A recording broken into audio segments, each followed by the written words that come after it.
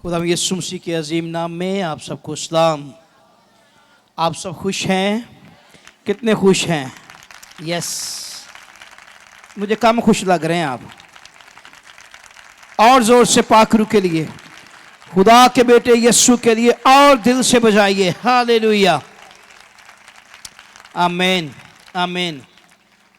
उसी के अजीम नाम में, उसी की कुदरत में आप सबको सलाम। पिछले संडे हमने क्रिसमस के तल्लक से सरमन का आगाज़ किया था और मैंने कहा था कि सारे सीज़न में हम क्रिसमस की हकीकत को समझेंगे, उसको जानेंगे और क्रिसमस की जो रूट्स हैं, जिसे कहते हैं ना जड़ें, हम रूट्स को समझने की कोशिश करेंगे। हम कई सालों से बचपन से लेकर बुढ़ापे तक पहुंच गए, हम आज तक वो सितारे से और चरनी से आगे कभी गए ही नहीं हैं। हमारा क्रिसमस सिर्फ इसी के गिर्द घूमता रहता है। सितारा निकला, मजूसी चले, चरनी तक पहुंचे, वो गडरिए गए और बस यहाँ पे हमारे क्रिसमस का एंड है। लेकिन क्रिसमस को समझने के लिए आपको खुदा के कलाम को समझने की ज़रूरत है। और मैंने पिछले संडे बड़ी डिटेल से वो टीचिंग दी थी कि नाम लिखवाने के लिए वो क्यों गए, नाम लिखवाने की क्या ज़रूरत पड़ गई। कैसर औगुस्तुस कौन था? हेरोदिस बादशाह कौन था? आपने पिछले संडे सुना था? कितनों ने सुना था? अपना हाथ उठाइए। सबने सुना। आइए अब हम थोड़ा सा आगे बढ़ते हैं और 25 दिसंबर तक हम ये पूरा क्रिसमस जो है इसको समझ जाएंगे। इस साल में मैं समझता हूं कि अगर हम इसको समझ गए तो हमारे लिए सबसे बड़ा क्रिसमस यही होगा। आमीन। आइए बढ़ते हैं आगे। फरिश्ते का सलाम। फरिश्ता जो मुकद्दसा मरियम के पास आया और उसने आकर मुकद्दसा मरियम को कहा, सलाम तुझको जिस पर फजल हुआ है। आइए मेरे साथ देखिएगा, लूका की महफिल लिखी गई यीशु मसीह की अंजील। किसकी अंजील? यीशु मसीह की। याद रखिए, यह अंजील लूका की नहीं है, यह अंजील यीशु मसीह की है, लेकिन लूका की मार्फत यह लिखी गई। याद रखिएगा इन बातों को। बाज़ औक़ात हमें इन चीज़ों का भी नहीं पता। अंजील मुक़द्दस किसकी है? किसी इंसान की नहीं है। किसकी है? ये यीशु मसीह की है। आइए मेरे साथ देखिए, पहला बाब और उसकी 26वीं आयत कलाम मुक़द्दस में से मैं आपके लिए पढ़ूंगा, उसके बाद फिर हम थोड़ा आगे बढ़ेंगे। कलाम मुक़द्दस में यूं मरकूम है, 6ठे महीने में जब्राइल फरिश्ता खुदा की तरफ से, किसकी तरफ से? खुदा की तरफ से गलील के एक शहर में जिसका नाम नासरत था, एक कुंवारी के पास भेजा गया। हम यहीं पे रुकेंगे, पहले यहां से बात करना शुरू करते हैं। उससे पहले मैं 6ठे महीने के तल्लक से भी बात कर चुका हूं। 1 दिसंबर बरोज संडे मैंने 6ठे महीने के तल्लक से बात की थी कि याद है आप लोगों को? ये 6ठा महीना कौन सा था? मैंने ये बताया था। याद है जी आप लोगों को? बोलिए, ये 6ठा महीना कौन सा था? जकरिया की बीवी अलिशबा की प्रेगनेंसी का वो 6ठा महीना था। मैंने बताया था बाज़ औक़ात हम 6ठे महीने को समझते नहीं है। बाज़ लोग ये समझते हैं कि 6ठा महीना साल का 6ठा महीना, यानी कि साल का दरमियान वाला महीना, इसे कहा गया 6ठा। ना ना ना ना ना, ये 6ठा महीना वो था जब जकरिया कहन खुदा की पाक हजूरी में खुशबू जलाने के लिए अंदर गया हुआ था, तो खुदा का फरिश्ता कुर्बानगाह की दाहिनी तरफ खड़ा था।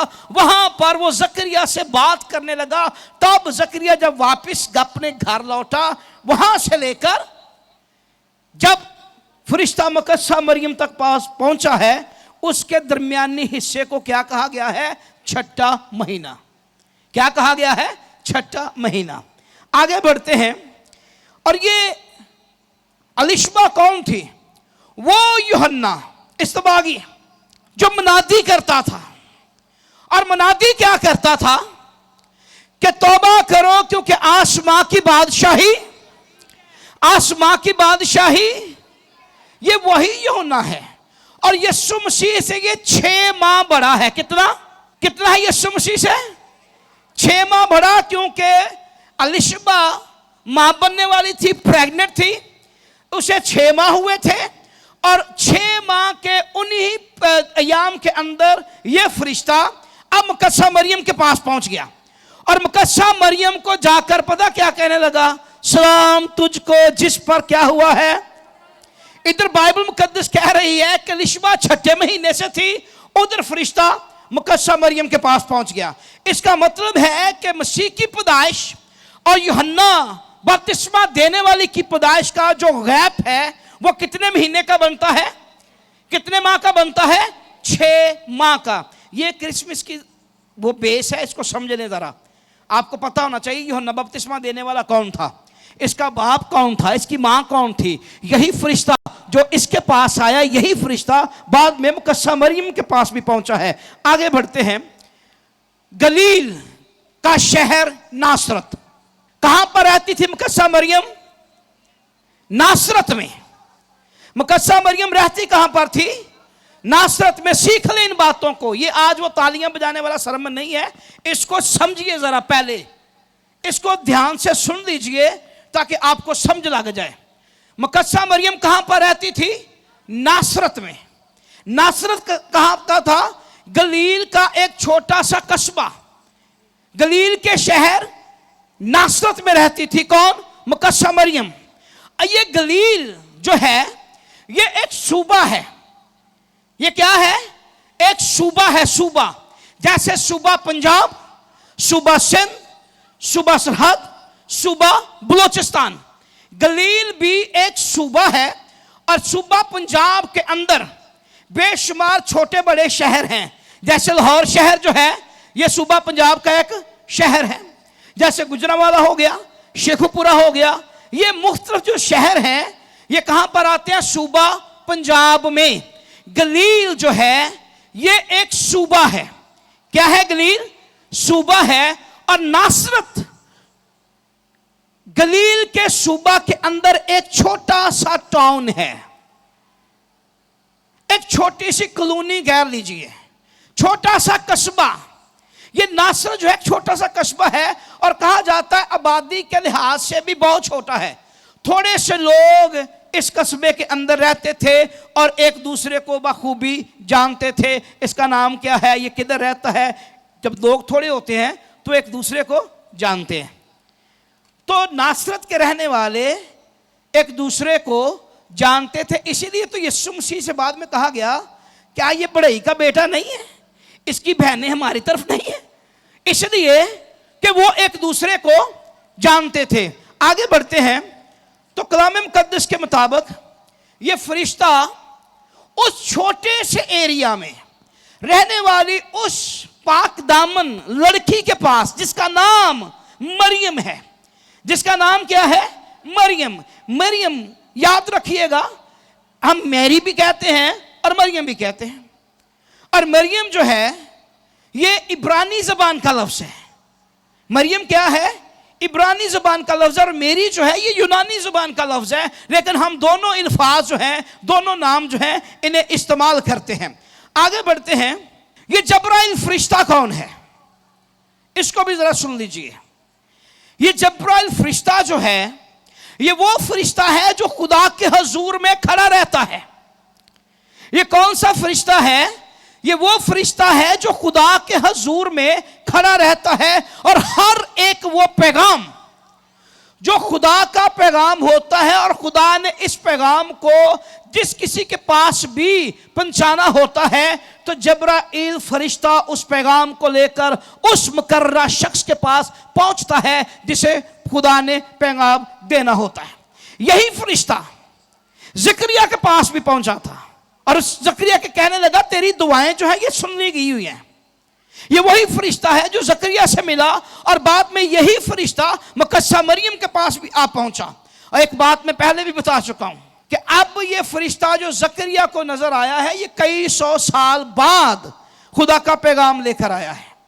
कई सौ साल पहले खुदा अपने नबियों के वसीला बात करता। कई सौ साल पहले शोर मच जाता, एलिया के पास फरिश्ता आता है, अलीशा के पास फरिश्ता आता है, अलीशा से खुदा बात करता है, एलिया से बात करता है। लेकिन कई सौ साल खुदा खामोश रहा और उसके बाद हमें नए अहदनामा के अंदर पहली बार फरिश्ता जो है ये जकरिया को मिलता हुआ दिखाई देता है। उसके बाद 6 माह के बाद, कितने माह के बाद? 6 माह के बाद, ज्यादा लंबा अरसा नहीं हुआ, ठीक 6 माह गुजरे हैं, फरिश्ता फिर से पैगाम लेकर आया, खुदा ने फिर से पैगाम भेजा। अब तो किसके पास जाएगा? मरियम के पास।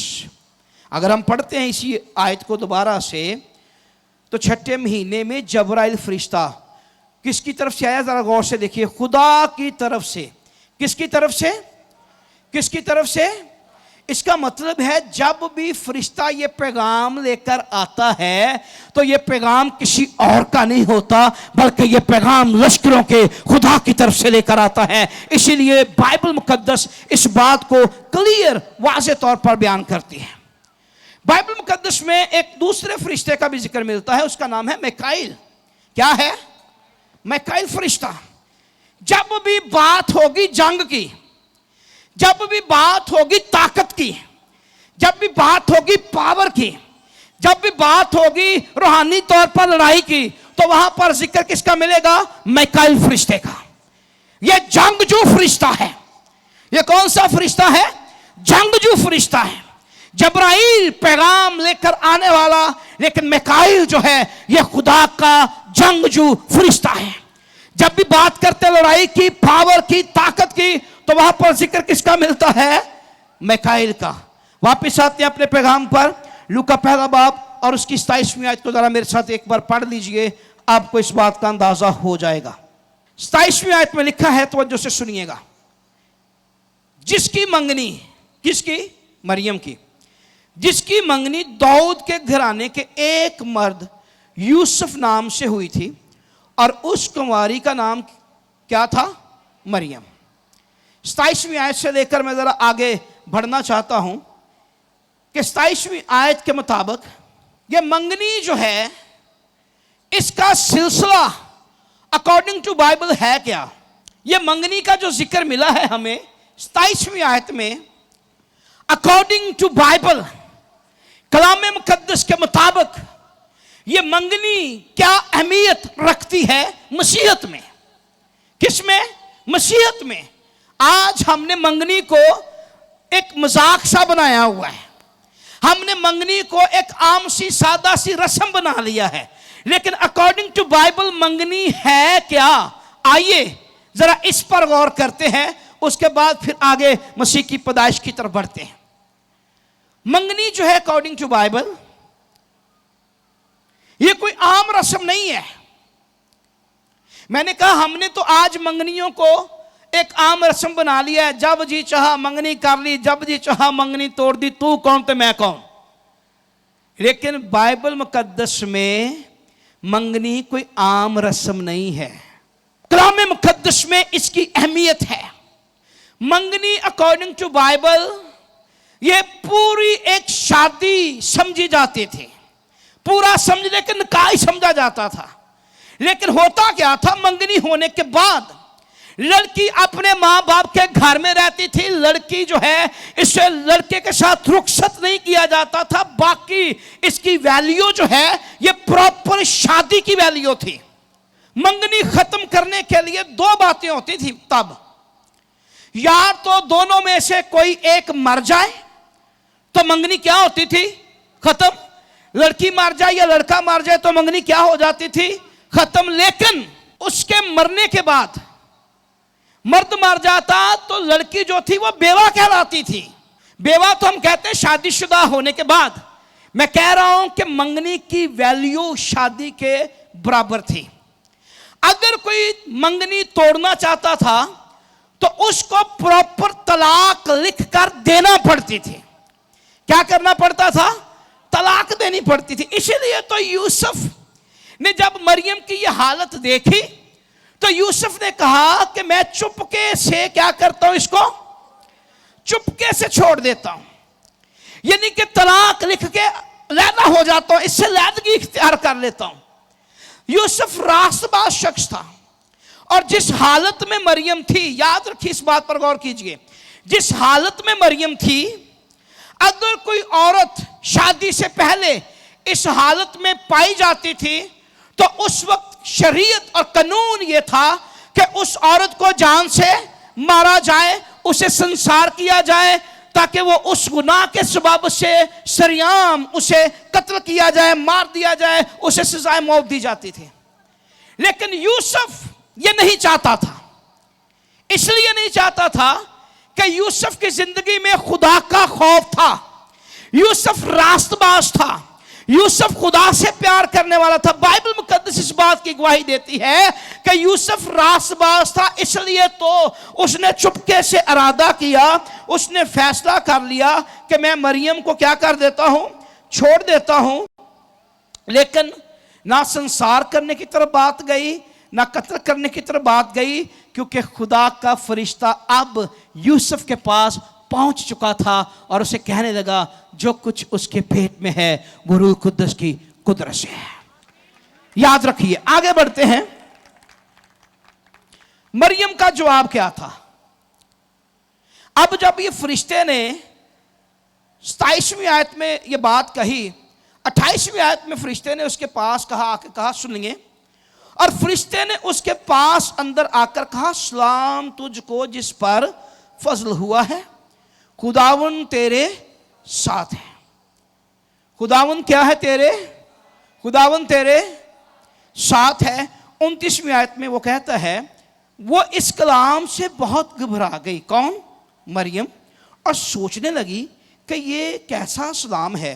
फरिश्ते ने उससे कहा ए मरियम खौफ ना कर, क्योंकि खुदा की तरफ से तुझ पर फजल हुआ है, और देख तू हामला होगी और तेरे बेटा होगा, उसका नाम यीशु रखना। अब मरियम का जो जवाब था वो ये था कि ये कैसे होगा, जबकि मैं किसी मर्द को नहीं जानती, ये कैसे मुमकिन है? फरिश्ते का जवाब ये था रूह कुद्दस तुझ पर क्या होगा? रूह कुद्दस तुझ पर नाज़िल होगा और खुदा ताला की कुदरत तुझ पर क्या डालेगी? साया डालेगी। अब आपस की गुफ्तगू चल रही है, मरियम फरिश्ते पर सवाल कर रही है, और फरिश्ता वो पैगाम जो खुदा ने उसे दिया था वो उसको लेकर उसके पास पहुंचा हुआ है, और फरिश्ता उसके साथ बात कर रहा है। आगे बढ़ते हैं। अगर आप मेरे साथ देखें लूका पहला बाब 31वीं आयत, तो आपको और बेहतर तरह से इसको समझने में आसानी होगी। आइए जरा मेरे साथ देखिए, 31वीं आयत से पढ़ूंगा। और देख तू हामला होगी और तेरे बेटा होगा, उसका नाम यीशु रखना। 32वीं आयत में लिखा है वो बुजुर्ग होगा, कौन? यीशु मसीह। फरिश्ता क्या कहता है मरियम को? वो क्या होगा? वो बुजुर्ग होगा और खुदा ताला का बेटा कहलाएगा। खुदावन खुदा उसके बाप दाऊद का तख्त उसे देगा। 33वीं आयत में लिखा है और वो यकूब के घराने पर अब तक बादशाही करेगा और उसकी बादशाही का आखिर ना होगा, आखिर ना होगा उसकी बादशाही का।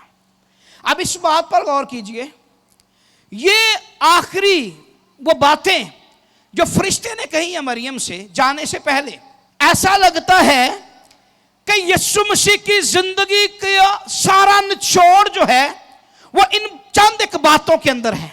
चंद एक बातें जो फरिश्ते ने आखिर में मरियम से की हैं, यीशु मसीह की जिंदगी का सारा दारोमदार, यीशु मसीह की जिंदगी का सारा निचोड़ जो है इन बातों के अंदर हमें नजर आता है।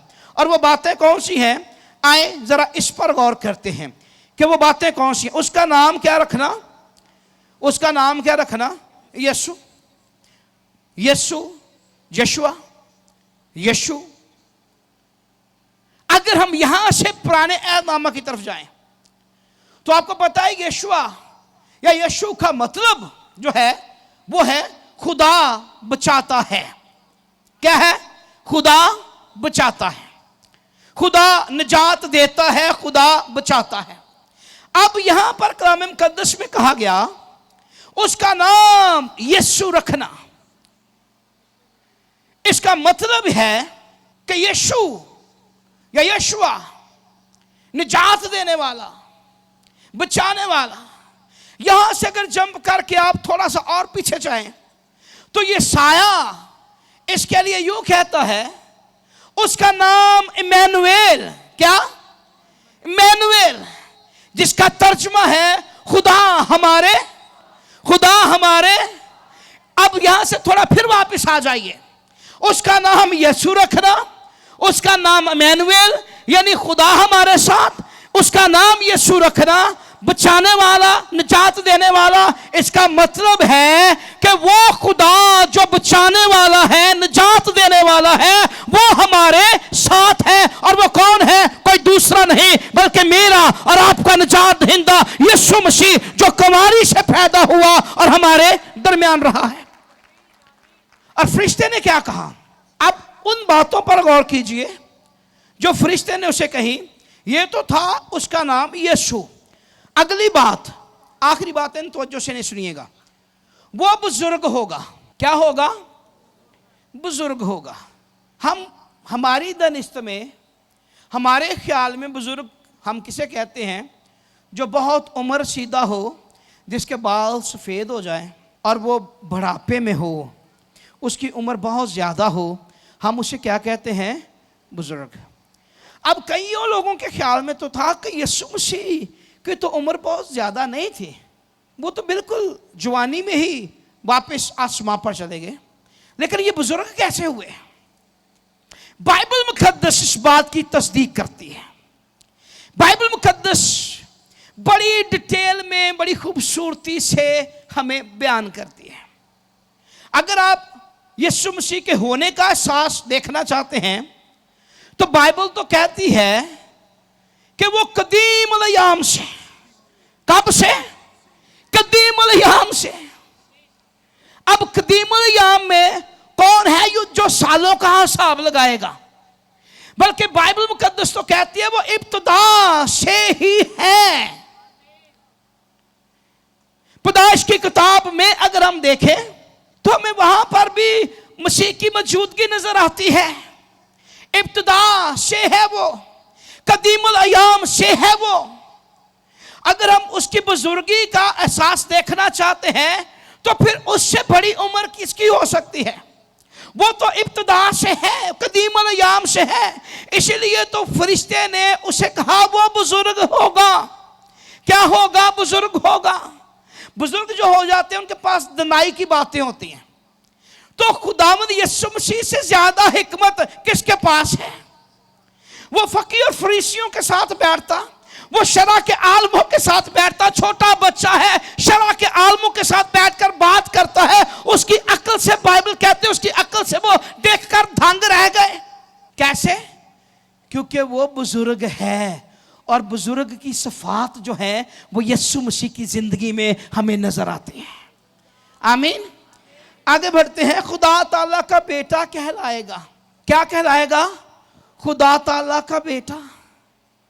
बाज लोग इस बात से खफा हैं कि यीशु खुदा का बेटा कैसे है? भाई हम नहीं कह रहे, हम नहीं कह रहे, बल्कि ये बाइबल मुकद्दस जिसे दुनिया का कोई मजहब भी डिनाई नहीं करता, बल्कि ये मुकद्दस कलाम जिसे दुनिया के तमाम मजहब जो हैं मानते हैं, बाइबल मुकद्दस इस बात की तस्दीक कर रही है। और खुदा का फरिश्ता, वो फरिश्ता जो खुदा की तरफ से आया है, वो पैगाम देता है कि वो खुदा ताला का बेटा कहलाएगा। और वो है, और वो है। आमीन। आगे बढ़ते हैं। खुदावंद खुदा उसके बाप दाऊद का तख्त उसे, उसके बाप दाऊद का तख्त। अब उसके बाप दाऊद का तख्त जो है ये यीशु के खाते में कैसे आया? हम बाइबल मुकद्दस में से इसका पहले मुतालिया कर चुके हैं कि यूसुफ जो कानूनी तौर पर, शरई तौर पर दुनिया में रहते हुए जो मसीह का बाप कहलाया, यूसुफ दाऊद के घराने से है। किसके घराने से? दाऊद के घराने से। मुकद्दसा मरियम जो है वो भी दाऊद के घराने से है। अब अगर नस्ब नामे के हिसाब से जाएं तो यीशु मसीह जो है वो भी उसी घराने से, दाऊद के घराने, दाऊद की नस्ल से है। इसीलिए फरिश्ते ने कहा कि उसके बाप दाऊद का तख्त खुदा उसे देगा। लेकिन आगे बढ़िए, ये बादशाही खत्म होने वाले नहीं है, बल्कि अगले हिस्से में लिखा है उसकी बादशाही का आखिर ना होगा। हालेलुया। आज भी जब हम परस्तिश करते हैं, आज भी जब आप परस्तिश करते हैं, आज भी जब तमाम चर्चेस और मसीहत में उसकी परस्तिश की जाती है, बल्कि दुनिया में उसकी परस्तिश की जाती है, हम मिलकर खुशी से गाते हैं यीशु बादशाहों का बादशाह है, यीशु बादशाहों का, यीशु बादशाहों का, यीशु बादशाहों का। और ये बात तो सिर्फ यहां पर फरिश्ते ने की है, पूरी बाइबल मुकद्दस में इस बात के एविडेंस मिलते हैं, इस बात की गवाही मिलती है कि वो बादशाहों का बादशाह है। और हर जमाना के लोग फी जमाना जो है वो यीशु मसीह को अपना निजात दहिंदा और अपना बादशाह मानते हैं और उसे कबूल करते हैं। और आज हम भी इस बात का ऐलान करते हैं यीशु मसीह बादशाहों का बादशाह है। और उसका सबूत यह है कि दुनिया के मुख्तलिफ ममालिक से बादशाह जो थे, आलम जो थे, वो मीलों मील सफर करके आए हैं और उन्होंने एक बच्चे को आकर सिजदा किया। इसलिए सिजदा किया कि वो आने वाला, होने वाला बादशाह है। और बाइबल कहती है उसकी बादशाही का आखिर ना, उसकी बादशाही का आखिर। इसलिए मेरे अजीजों, याद रखिए, इन बातों को समझिए, इन बातों को समझकर इनको अपनी जिंदगी में जगह दीजिए। हम अगर क्रिसमस को सेलिब्रेट करते हैं, उसकी रीज़न क्या है, क्यों हम सेलिब्रेट करते हैं, क्यों पूरा महीना हम खुशियां मनाते हैं? इसलिए कि बादशाहों का बादशाह, जिसकी बादशाही का आखिर ना होगा, वो मेरे लिए, आपके लिए आसमां को छोड़कर ज़मीन पर आया और हमारे दरमियान रहा। और हमने उसका ऐसा जलाल देखा जैसा बाप के इकलौते का जलाल है। खुदा आप सबको बरकत दे। God bless you. अगर आप चाहते हैं कि आप 24 घंटे खुदा के खादिम पास्टर शहजाद के साथ राब्ते में रहें और खुदा का खादिम आपके लिए दुआ करे, तो आप हमारे इस YouTube चैनल को, जो कि पास्टर शहजाद सदीक ऑफिशियल के नाम से है, इसे सब्सक्राइब करें और बेल आइकन को भी प्रेस करें। God bless you all.